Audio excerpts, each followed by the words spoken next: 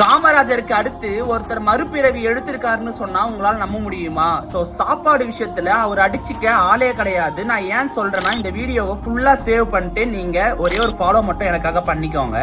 அதாவது கொரோனா காலகட்டத்துல ஒரு என்ஜிஓ ஸ்டார்ட் பண்ணி இந்த நாள் வரைக்கும் பெரும்பாக்கம் ஹவுசிங் போர்ட்ல இருக்க நிறைய பேருக்கு சாப்பாடு மதிய உணவு போட்டுட்டு வராரு. அதையும் தாண்டி இந்த 10 வருஷமா ஒரு நாள் கூட தவறாம டெய்லியும் சாப்பாடு போட்டு வராரு. 2018 கொரோனா டைம்ல எந்த ஒரு தலைவரும் வெளியே வராத அந்த ஒரு நேரத்துல நம்ம கலைமகன் சார் வெளியே வந்து எல்லா மக்களுக்குமே நிறைய பொருட்கள் கொடுத்து அந்த டைம்ல நிறைய யூஸ்ஃபுல்லா இருந்தாரு. ஆனா அது மட்டும் பெரிய விஷயம் கிடையாது. அன்னைக்கு ஸ்டார்ட் பண்ண மத்தியான உணவு இந்த நாள் வரைக்கும் பெரும்பாக்கம் ஹவுசிங் போர்ட்ல டெய்லியும் போட்டுட்டு வராரு. அதையும் தாண்டி 10 வருஷமா தொடர்ந்து சாப்பாடு போட்டு வர ஒரு நல்ல மனுஷனும் கூட. கண்டிப்பா இவரை எந்த ஒரு இடத்துலயுமே நீங்க பாத்துருக்க மாட்டீங்க. கீழே போடுறேன், ஃபுல்லா பாருங்க. ரொம்ப நல்ல மனசு இருக்கு.